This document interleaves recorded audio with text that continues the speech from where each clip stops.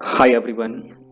मैं आपका दोस्त सोहन झा और आज मैं स्पोकन इंग्लिश सेशन थर्ड लेकर आया हूँ। इससे पहले स्पोकन इंग्लिश का मैं 2 सेशन कर चुका हूँ और इसमें मेरा प्रयास यही रहता है कि समय कम से कम मैं लेकर आपको ज़्यादा से ज़्यादा नॉलेज शेयर कर सकूँ। इसलिए मैं इसमें एक किताब का पीडीएफ फॉर्मेट को आपको समझाने का प्रयास करता हूँ, जिसको मैंने काफ़ी बार अच्छे से खुद से पहले पढ़ा है और उसके बाद उसमें टू द पॉइंट जो एकदम ज़रूरी है वही बात मैं आपको बताऊंगा। बेकार के चीज़ों में उलझ के आपका समय और आपका दिमाग दोनों में बर्बाद नहीं करूंगा। तो चलिए सीधे शुरू करते हैं टॉपिक पे। इससे पहले जो 2 सेशन मैंने दिया है, अगर आपको कन्फ्यूजन हो तो आप पहले वो सेशन देख लें, उसके बाद ये वॉच करें। आप बिल्कुल एकदम निसंदेह आप इस वीडियो को देखिए और देखने के बाद जो भी आपको फील हो, जैसा भी आपको लगे कि कुछ आप सीखे कि नहीं सीखे इस वीडियो को देखकर, आप हमसे शेयर ज़रूर करिए, जिससे कि मैं अगली वीडियो और बेहतर दे सकूं। ये सारे वीडियोस बिल्कुल फ्री हैं, किसी तरह का कोई चार्ज आपसे नहीं लिया जाएगा। और मैं Sohan Jha, the director of ultimate English workshop. मेरा कोचिंग संस्थान खुद का है समस्तीपुर में, काशीपुर में, ये बिहार में पड़ता है। और मैं कोचिंग में पढ़ाता हूँ, तो मेरा जो भी अर्निंग है, जो मैं कमाता हूँ, मैं अपने कोचिंग के ज़रिए कमाता हूँ और ये वीडियोज़ मैं फ्री में बनाता हूँ आप सबके लिए, जिससे कि जो बच्चे यहाँ नहीं आ पा रहे हैं, जो यहाँ पे आके नहीं सीख सकते, उनके लिए मैं कुछ व्यवस्था कर सकूँ। तो चलिए शुरू करते हैं।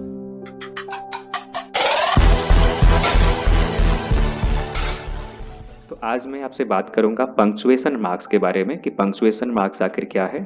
तो पंक्चुएशन मार्क्स आखिर क्या है, तो चलिए शुरू करते हैं video. Let's get set and start now. तो पंक्चुएशन मार्क्स, विराम चिन्ह। विराम चिन्ह जैसे कोई वाक्य हम लोग बोलते हैं तो उसमें थोड़ा सा रुकते हैं, फिर बोलते हैं। कहीं कहीं पे थोड़ा कम रुकते हैं, कहीं थोड़ा ज़्यादा रुकते हैं। तो वो जो ठहराव है, वो जो विराम है, या बोलने का तरीका जो चेंज होता है कि क्या तुम पढ़ लिए, तुम पढ़ रहे हो, क्या बोले, ये जो बोलने का तरीका चेंज हो रहा है, तो ये विराम चिन्ह के जरिए लिखित में, यानी जब लिखेंगे तो विराम चिन्ह के जरिए वो दर्शाया जाएगा। जैसे मैं एक वाक्य बोल रहा हूं कि रुको मत जाओ, दूसरा वाक्य सुनिएगा, रुको मत जाओ। दोनों में कितना अंतर आ गया कि रुको मत जाओ मतलब हम जाने के लिए बोल रहे हैं, रुको मत जाओ इसमें हम रुकने के लिए बोल रहे हैं। तो ये ठहराव जो है, ये विराम जो है, ये प्रॉपर चिन्ह दिया गया है इसका कि कहाँ पे वो चिन्ह लगाना है, इसी को आज समझना है। तो पहला जो विराम चिन्ह है वह है क्वेश्चन मार्क। क्वेश्चन मार्क यानी प्रश्नवाचक चिन्ह। तो ये चिन्ह जो प्रश्नवाचक चिन्ह है, नाम से ही पता चल रहा है कि this mark is used at the end of interrogative sentence. कि जब कोई इंट्रोगेटिव सेंटेंस एंड करता है, जब कोई प्रश्नवाचक वाक्य खत्म होता है, यानी प्रश्न सूचक वाक्य एंड करता है, तो वहां पे लास्ट में हम लोग इस चिन्ह का प्रयोग करते हैं। जैसे है कि who are you. Who are you एक क्वेश्चन है, तो इसमें हम लोग लगाते हैं लास्ट में कौन सा चिन्ह, question mark. Question mark. What is he doing, वह क्या कर रहा है, इसमें लास्ट में है question mark. Are you a joker, क्या है ये, प्रश्न है, तो इसमें लगाएंगे लास्ट में question mark. Do you love your mom, तो इसमें क्या लगाएंगे लास्ट में, क्वेश्चन मार्क। तो जब भी आप सवाल पूछेंगे तो उसके लास्ट में आप क्वेश्चन मार्क देते हैं। सवाल हम लोग 4 तरीके से पूछते हैं। पहला है यस नो पॉजिटिव क्वेश्चन, दूसरा है यस नो निगेटिव क्वेश्चन, तीसरा है डब्ल्यू एच पॉजिटिव क्वेश्चन और चौथा है डब्ल्यू एच निगेटिव क्वेश्चन। जैसे पहला सेंटेंस कि is he writing a novel, यह है yes no positive question. Is he not writing a novel, यह है yes no negative question. Why is he writing a novel, यह है डब्ल्यू एच पॉजिटिव क्वेश्चन। और last why is he not writing a novel, तो यह है W H negative question. तो ये 4 तरीके से हम लोग क्वेश्चन पूछ सकते हैं किसी से। तो नेक्स्ट चिन्ह है अगला एक्सक्लामेशन मार्क। एक्सक्लामेशन मार्क, तो एक्सक्लामेशन मतलब क्या, विस्मय। विस्मय आप सुने होंगे, नहीं तो समझ लीजिए कि विस्मय का मतलब होता है आश्चर्य। तो जब कोई आश्चर्य हो, आश्चर्य अचानक से कुछ हो रहा है, सडन, एकदम अचानक से, तो ऐसा कोई फीलिंग जो बहुत ही सडन हुआ है या बहुत ही स्ट्रांग है, तो उसे दर्शाने के लिए हम लोग लास्ट में लगाते हैं एक्सक्लामेशन मार्क। ये कुछ इस तरह का होता है एक्सक्लामेशन मार्क। तो अचानक से उत्पन्न हुई भावनाओं को व्यक्त करने के लिए वो खुशी के या दुख के हो सकते हैं, हैरान कर देने वाले हो सकते हैं, नाराजगी जाहिर करने वाला हो सकता है, या किसी के लिए हम दुआ मांगते हैं, किसी को शाबाशी देते हैं, तो वहां पे हम लोग एक्सक्लेमेशन मार्क का प्रयोग करते हैं। तो ये दो तरह के सेंटेंस में यूज किया जाता है। एक सेंटेंस है आपका एक्सक्लामेटरी सेंटेंस और दूसरा है ऑप्टेटिव सेंटेंस। एक्सक्लामेटरी सेंटेंस और दूसरा है optative sentence. God bless you, wow, wonderful, by God's grace, how sad, how tragic, how dare he, oh honey, oh dear, terrible mistake, incredible, amazing, awesome, absurd, nonsense, awful, thank God। तो ये कुछ ऐसे शब्द हैं जिनको आप interjections कह सकते हैं, तो इनके साथ एक्सक्लेमेशन मार्क का प्रयोग किया गया है।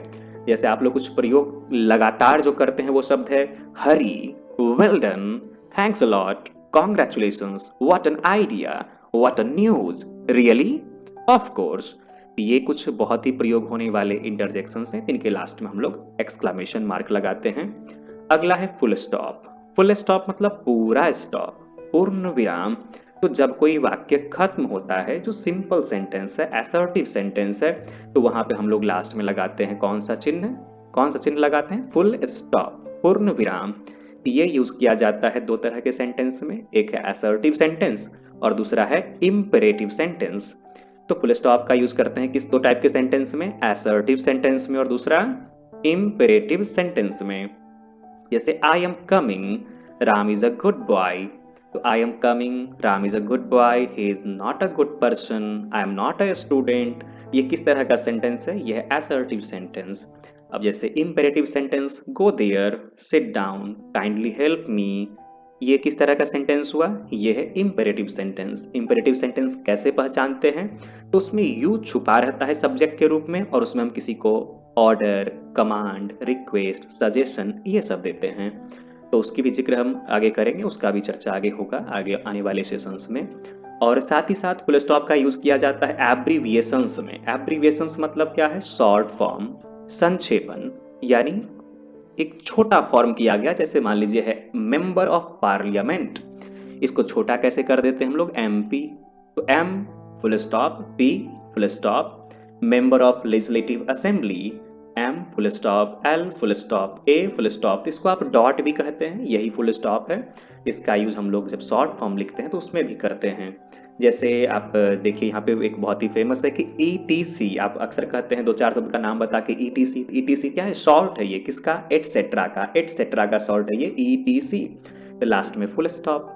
एक दैट इज का sign, I dot, E dot या I full stop, E full stop, जिसका लैटिन जो है फुल फॉर्म है id est. Id est a Latin word जिसका हिंदी में हम लोग मतलब निकालते हैं जो है, यानी दैट इज, जो है यानी दैट इज। तो ये यहाँ पे आई full stop, E full stop use होता है। एक है ई डॉट जी डॉट, जैसे कोई उदाहरण देने के लिए हम लोग यूज करते हैं ई डॉट जी डॉट। तो ये है फुल फॉर्म इसका एग्जाम्पली ग्रेसिया, लैटिन फुल फॉर्म है ये एग्जाम्पली ग्रेसिया। फॉर एग्जाम्पल, उदाहरण के तौर पर, जैसे हम एक परिभाषा दी और बाद में लिखते हैं कि ई डॉट जी डॉट देके कुछ उसका नाम लिख दिए जिसका वो डेफिनेशन था। तो ई डॉट जी डॉट का मतलब क्या है? एग्जाम्पली ग्रेसिया, यानी उदाहरण के तौर पर। तो इस तरह से हम लोग फुल स्टॉप का यूज करते हैं। जैसे यहाँ पे आप देखिए कि ये क्लियर किया है कि ई डॉट जी डॉट कहाँ पे यूज करते हैं और आई डॉट ई डॉट कहाँ यूज करते हैं। जैसे है कि I can play many instruments, मैं कई इंस्ट्रूमेंट प्ले कर सकता हूँ यानी बजा सकता हूँ, जैसे कि गिटार, सितार, पियानो और भी बहुत सारा। तो जब आप और भी बहुत सारा अगर बोल रहे हैं यानी कि वो ढेर सारे हो सकते हैं, कईयों का जिक्र यहाँ नहीं किया गया है, तो आप वहां पे ई डॉट जी डॉट यानी एग्जाम्पली ग्रेसिया का यूज करते हैं। लेकिन अगर वो निश्चित है, अगर वो फिक्स है कि I can play only 3 instruments, अगर वो निश्चित है 3 ही, तब वहां पे आप यूज करते हैं that is symbol. That is यानी I dot E dot, full form है इट एस्ट। अच्छे से ध्यान से देख लीजिए, इट एस्ट। तो ये जैसे 3 का ही नाम सिर्फ 3 फिक्स किया हुआ है कि that is guitar, sitar, piano. तो एग्जाम्पली ग्रेसिया कब यूज करेंगे? जब वो अनलिमिटेड है, बहुत सारा है, जिसके बारे में हम बात कर रहे हैं वो और भी हो सकते हैं, तब वहां पे E dot G dot एग्जाम्पली gratia. और अगर वो फिक्स है नंबर में, फिक्स संख्या का हम बात कर रहे हैं, तब वहां पे होगा आई डॉट ई डॉट यानी दैट इज इट एस्ट, फुल फॉर्म है इसका। अगला है कॉमा। कॉमा मतलब क्या? कॉमा यानी अल्प विराम, यानी थोड़ा सा विराम, शॉर्ट पॉज, जरा सा विराम। जैसे हम कहते हैं राम कम हियर, राम यहाँ आओ। यहाँ पे कॉमा का यूज किया गया है, राम के बाद थोड़ा सा रुकना है, फिर बोलना है कम हियर। अगर आप यहाँ कॉमा को स्किप कर दें, कॉमा को निकाल दें, तो ये सेंटेंस गलत माना जाएगा, क्योंकि तब राम सब्जेक्ट सिंगुलर है और कम उसका वर्ब प्लुरल हो जाएगा। ये कॉमा के होने से सेंटेंस सही हो रहा है। तो कॉमा यानी थोड़ा सा विराम, हल्का सा विराम। जैसे आई हैव मेनी फ्रेंड्स, मेरे कई दोस्त हैं, such as Aman, comma Amit, comma Sandeep, ETC, full stop. तो ये एक जैसे बहुत सारे शब्द हैं, एक जैसे नाउन हैं, एक जैसे प्रोनाउन हैं, एक जैसे बहुत सारे मतलब दो से ज्यादा, क्योंकि दो अगर होंगे तो हम एंड का प्रयोग करके जोड़ लेंगे, लेकिन जब दो से ज्यादा होंगे तब हमको वहां पे कॉमा यूज करना पड़ता है। तो इस तरह से हम लोग कॉमा का यूज करेंगे। क्या आप समझ पा रहे हैं? Are you with me? तो मेरे साथ बने रहिए, और किसी भी तरह का अगर दिक्कत हो तो मैं हमेशा आपके लिए अवेलेबल हूँ। आप कमेंट बॉक्स में हमसे आप बात कर सकते हैं, या मेरा जो व्हाट्सअप नंबर दिया गया है डिस्क्रिप्शन में, आप उस पर डायरेक्ट मुझे मैसेज करके किसी भी तरह का जानकारी मुझसे ले सकते हैं। इट्स माई जॉब डियर कि मैं आपको अंग्रेजी सिखाऊं, और सबसे आसान तरीके से, मज़ेदार तरीके से। अगला है कोटेशन मार्क। कोटेशन मार्क यानी कि एक, जैसे आप नरेशन चैप्टर जब पढ़ते हैं तो वहां पे आप पहली बार कोटेशन मार्क को देखते हैं। ये देखिए, इन्वर्टेड कॉमा भी इसको आप कहते हैं, इन्वर्टेड कॉमा, उसी को कोटेशन मार्क भी कहा जाता है। और ये शुरुआत में लगाया जाता है और फिर लास्ट में लगाया जाता है। ये डबल वाला ज़्यादा प्रयोग होता है, सिंगल वाला भी यूज किया जाता है, लेकिन वो नरेशन में नहीं दिखता है। तो कोटेशन मार्क, कोटेशन मार्क आखिर क्या है? तो कोटेशन मार्क का मतलब है कोई ऐसा कथन जो एग्जैक्ट जैसा बोला गया वैसा ही रख दिया गया है, उसमें कोई बदलाव नहीं किया गया है, तो हम उसको कोटेशन मार्क के अंदर में रखते हैं। जैसे राम सेड, राम बोला, क्या बोला राम? कि आई एम द बेस्ट। ये सेंटेंस राम का ही बोला हुआ है, हम इसमें कुछ बदलाव नहीं किए, तो कोटेशन मार्क के अंदर इसको रखा गया है। आप सिंगल वाला कब यूज करते हैं? जैसे मान लीजिए एक सेंटेंस में कोई एक शब्द बहुत ही खास है, कि वी कॉल हिम बापू, हम लोग उन्हें कहते हैं बापू। तो इस सेंटेंस में बापू शब्द खास है, तो हम बापू को क्या करेंगे? सिंगल इन्वर्टेड कॉमा में ले लेंगे, जिससे पता चलेगा कि ये शब्द कुछ खास है अन्य के तुलना में। आगे बढ़ते हैं, समय सीमा निर्धारित है, ज्यादा समय मैं आपका नहीं लूंगा। अगला है कॉलन। कॉलन, इसका प्रयोग अब बहुत ही कम देखने को मिलता है, फिर भी इसका प्रयोग समझ लेते हैं। कॉलन का मतलब होता है जैसे कि, मतलब ये भी लिस्ट बताता है। लिस्ट मतलब कि जैसे आप कहते हैं कि मैं कई लोगों से मिला, और उसके बाद उसका नाम आप बताते चलते हैं, या मुझे बहुत सारी चीज़ों की ज़रूरत है और फिर आप एक एक करके नाम काउंट करवाते हैं। तो जो आप लिस्ट किसी चीज़ का बनाते हैं तो वहाँ पे स्टार्टिंग में आप कॉलन का यूज़ करते हैं, जैसे आई मेट मैनी पीपल, उसके बाद है कॉलन, फिर बेनिता, अंजलि, कुलदीप, डिम्पल एंड सीमा। तो यहाँ पे क्या है? कॉलन का प्रयोग किया गया जब लिस्ट शुरू होता है वहां पे, तब आई हैव मेनी थिंग्स, मेरे पास कई चीजें हैं, फिर कॉलन, फिर आप बताएंगे चीजों का नाम, जैसे कि book, pen, vegetable, sugar, rice, etc। इस तरह से हम लोग कॉलन का यूज करते हैं। खास करके ये एक ही प्रयोग अब बचा हुआ है कॉलन का, यानी जब लिस्ट को शुरू करेंगे तो वहां पे आप कॉलन का यूज करेंगे। और ड्रामा वगैरह जैसे लिखा जाता है तो उसमें कैरेक्टर का नाम जब लिखा जाता है, पात्र का नाम, और उसके बाद उसका डायलॉग लिखा जाता है, तो वहां पे हम, जैसे कि राजा हरिश्चंद्र, आप एक ड्रामा कभी देखे होंगे हो सकता है स्टेज पे, तो उसमें हरिश्चंद्र कुछ बोल रहे थे, हरिश्चंद्र, उसके बाद कॉलन होगा, फिर उनका डायलॉग होगा, तो वहां भी कॉलन का यूज किया जाता है। अब सेमी कॉलन, यानी कि अर्ध विराम, आधा विराम। तो सेमी कॉलन का प्रयोग बहुत ही कम, जैसे कॉलन का प्रयोग बहुत कम है, वैसे सेमी कॉलन का प्रयोग भी बहुत कम है। ये तब प्रयोग किया जाता है जब हम थोड़ा सा अलग दिखाना चाहते हैं कॉमा, और जैसे कि अगर कहीं पे कॉमा यूज नहीं कर पा रहे हैं लेकिन विराम कॉमा के ही जितना वाला है, तब वहां पे हम लोग सेमी कॉलन लगाते हैं। जैसे गौर से देखिएगा यहाँ पे कि पहला सेंटेंस है मीटिंग वॉज हेल्ड ऑन 25 अक्टूबर 2008। अब ये कॉमा यूज किया, कंफ्यूजन हो गया। कंफ्यूजन क्या हुआ कि यहाँ पे अब वो कोई समझ नहीं पाएगा कि ये 25 अक्टूबर, फिर कॉमा 2008, फिर comma 15 January comma 2010 and 23 March comma 2012। यहाँ कंफ्यूजन ये हो रहा है कि ये चार अलग अलग डेट कोई मान लेगा यहाँ पे कि 25 अक्टूबर एक डेट है, 2008 दूसरा डेट है, 15 जनवरी तीसरा डेट है, 2010 चौथा डेट है, तो ऐसे में कंफ्यूजन हुआ। तो हम यहाँ क्लियर करने के लिए, स्पष्ट करने के लिए हम क्या करते हैं कि 25 अक्टूबर 2008 के बाद हम सेमी कॉलन का यूज करते हैं। इससे ये क्लियर हो जाता है कि 25 अक्टूबर 2008 एक साथ है, 15 जनवरी 2010 एक साथ है, तो हम ऐसे कंडीशन में सेमी कॉलन का यूज करते हैं। आप इसका प्रयोग बहुत ही कम किए होंगे और आने वाले समय में और प्रयोग इसका कम होगा। हम लोग इसके जगह पे एंड का या फिर मान लीजिए कि हम बहुत सारे कंजंक्शन का प्रयोग करके इसके प्रयोग को घटा देते हैं। जैसे किसी को कन्फ्यूजन है तो वो एंड का ही प्रयोग बार बार करके बोलचाल में निकल जाता है। इसी कारण से कंजंक्शन ये सेमीकोलन को रिप्लेस कर देता है। अगला है एपोस्ट्रॉफी। इसका प्रयोग बहुत ही ज्यादा देखा जाता है। एपोस्ट्रॉफी का प्रयोग, एपोस्ट्रॉफी ऊपर में कॉमा, नीचे नहीं ऊपर कॉमा, वही एपोस्ट्रॉफी है। जरा स्पेलिंग ध्यान से देख लें, APOSTROPHE, यह है एपोस्ट्रॉफी। तो एपोस्ट्रॉफी का यूज कब करते हैं, आखिर एपोस्ट्रॉफी किस तरह से इस्तेमाल किया जाता है?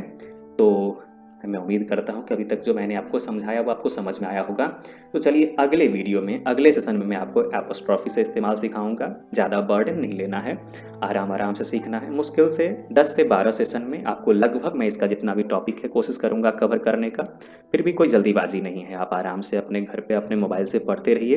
तो मिलते हैं नेक्स्ट सेशन में नए टॉपिक के साथ, यानी कि एपोस्ट्रॉफी से फिर आगे बढ़ेंगे। तो आप मेरे तीनों सेशन को एक साथ लगातार देख लें, जिससे आपको ज़्यादा समझ में आए। थोड़ा सा ब्रेक ले लेके देखें। और अगर आप अभी तक मेरे चैनल को सब्सक्राइब नहीं किए हैं तो please subscribe the channel. Thank you दोस्तों, मैं आपका दोस्त सोहन झा। मिलते हैं नए टॉपिक में, नए सेशन में। Bye bye.